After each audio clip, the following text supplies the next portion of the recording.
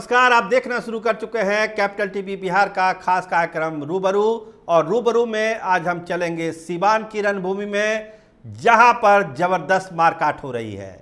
कौन किसके पाले में है कहना मुश्किल है।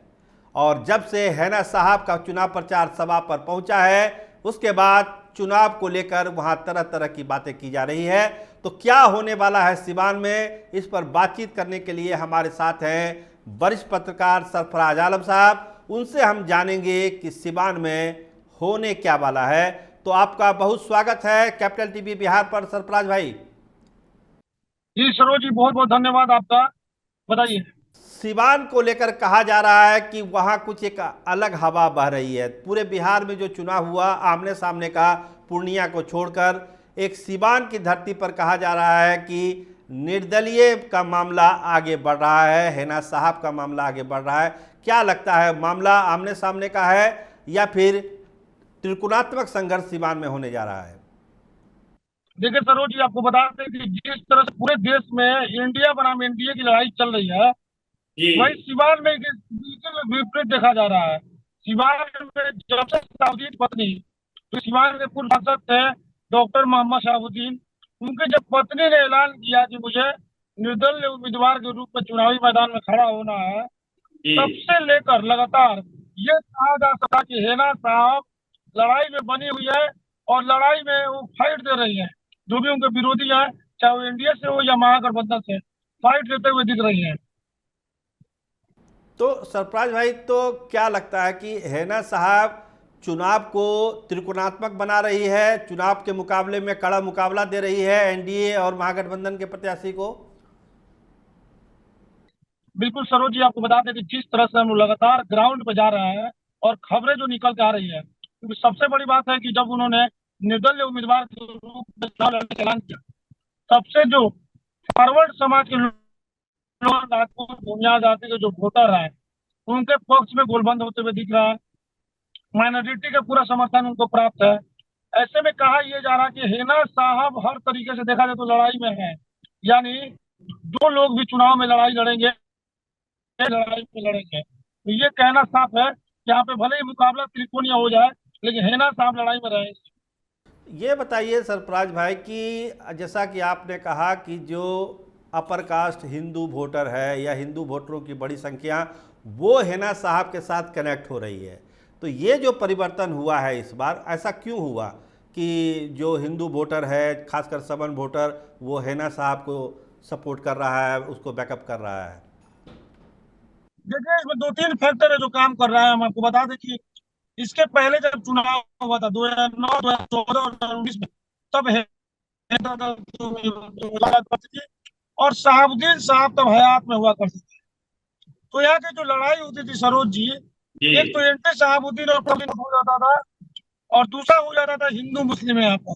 जी लेकिन जब हेना साहब ने चुनाव लड़ने का ऐलान किया, तो उन्होंने एक नारा दिया था, आपने सुना होगा, नारा था उनका कि सब रंग हमारा है। हमारा यानी है। उन्होंने कहा था कि हर रंग हमारा है।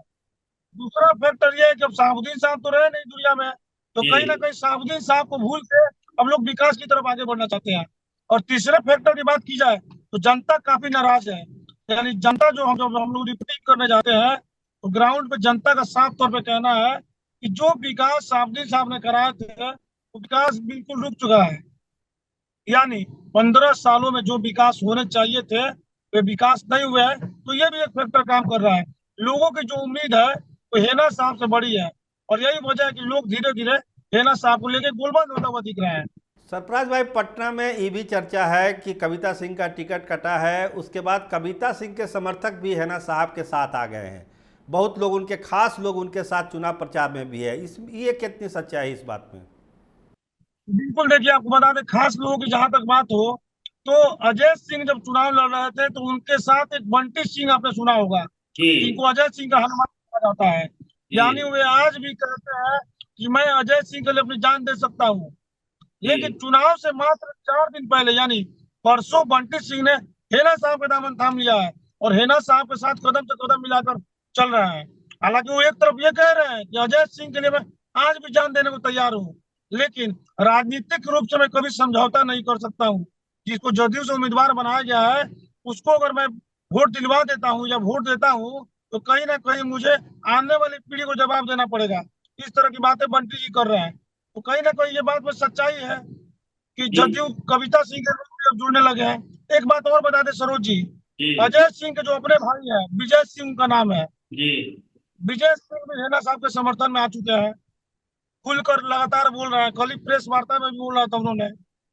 जी जी, तो एक चीज़ ये बताइए, जो माइनॉरिटी वोट को लेके कहा जाता है कि माई की गोलबंदी हो सकती है, सब जगह हो रही है, तो सिवान में कुछ अलग तस्वीर है मुसलमानों की। वो तेजस्वी यादव के साथ, अवध बिहारी चौधरी के साथ नहीं जाकर हेना साहब के साथ जा रहे हैं।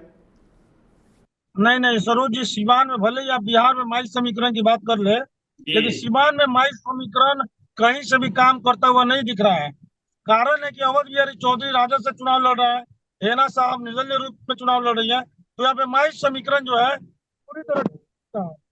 और मैंने जो अभी बताया था आपको, फॉरवर्ड लोग है वो हेना साहब के साथ सिर्फ और सिर्फ इसलिए सट रहे हैं कि हेना साहब राजद से अपना नाता खत्म कर चुकी है। उन्होंने साफ तौर पे कह दिया राजद से मेरा कोई नाता नहीं है, और इसका फायदा मिलता हुआ दिख रहा हूँ। आपको बता दें कि बीजेपी के नेता है मनोज सिंह, जी आपने सुना होगा मनोज सिंह के बारे में। जी तो जी मनोज सिंह से भी जब हम एक बार बातचीत कर रहे थे, इंटरव्यू ले रहे थे, तो हमने उनसे भी पूछा था कि मनोज जी, मैडम ने 3 बार चुनाव लड़ा निर्दल ये आरजेडी से, और इस बार निर्दलीय लड़ रही है, तो इसका फायदा मिलेगा। मनोज सिंह ने साफ तौर पे कहा था, कैमरा के सामने कहा था कि देखिए वो गलत पार्टी में थी जिसका खामियाजा उठाना पड़ रहा था, और इस बार निर्दलीय है इसीलिए उनको फायदा मिलने जा रहा है। यानी बीजेपी नेता ने इस तरह की बात कही। अच्छा सरफराज भाई, एक खबर की पुष्टि और आपसे हम चाहते हैं, क्योंकि आप सिवान के पूरे लोकसभा क्षेत्र में आप घूम रहे हैं, पल पल की खबर ले रहे हैं। पटना में ये खबर है कि चिराग पासवान के जो समर्थक हैं, उनकी पार्टी के लोग भी हैना साहब का समर्थन कर रहे हैं। एनडीए को समर्थन नहीं करके वो हैना साहब का समर्थन कर रहे हैं। उसमें इमाम गजाली साहब का नाम सामने आ रहा है कि वो खुलेआम प्रचार कर रहे हैं हैना साहब को लेके। ये क्या मामला है? चिराग पासवान जी चुनाव से पहले हेना साहब से मुलाकात करने के लिए सिवान पहुंचे हुए थे, तो जी सामा साहब से भी उन्होंने मुलाकात की थी। हालांकि जी जब हम लोगों ने पूछा था तो उन्होंने कहा था कि ये मुलाकात राजनीतिक नहीं बल्कि औपचारिक रूप से हम लोग एक पारिवारिक मुलाकात उन्होंने कहा था। लेकिन जो आप ये बात कर रहे इमाम गजाली के बारे में, तो ये जी सच्चाई है कि इमाम गजाली पिछले 1 सप्ताह से सिवान में रुके हुए हैं, और लगातार हेना साहब के कार्यालय पे भी नजर आते हैं, और हेना साहब के लिए वोट मांगते हुए दिख रहे हैं। और सिर्फ इमाम गजाली नहीं, लोकल में भी कुछ नेता है जो कि उनका नाता एलजेपी से है, लेकिन वो हेना साहब के लिए वोट मांगते हुए दिख रहे हैं।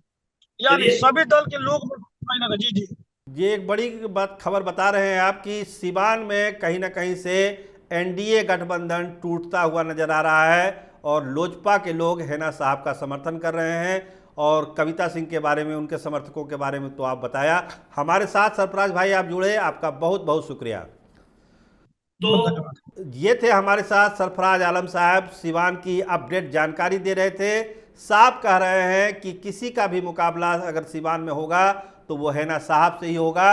और जिस तरह से पार्टी बंधन को तोड़कर, चाहे वो कविता सिंह के लोग हों चाहे लोजपा के लोग हों, वो सपोर्ट कर रहे हैं हैना साहब को, इसका मतलब है कि सिवान में इस बार एक नया इतिहास रचने जा रहा है सिवान और वहाँ के लोग। तो देखिए होता क्या है सिवान में, लेकिन वहाँ की लड़ाई अब बहुत दिलचस्प हो चुकी है। आप देखते रहिए कैपिटल टीवी बिहार। आपका बहुत धन्यवाद, आपका बहुत शुक्रिया।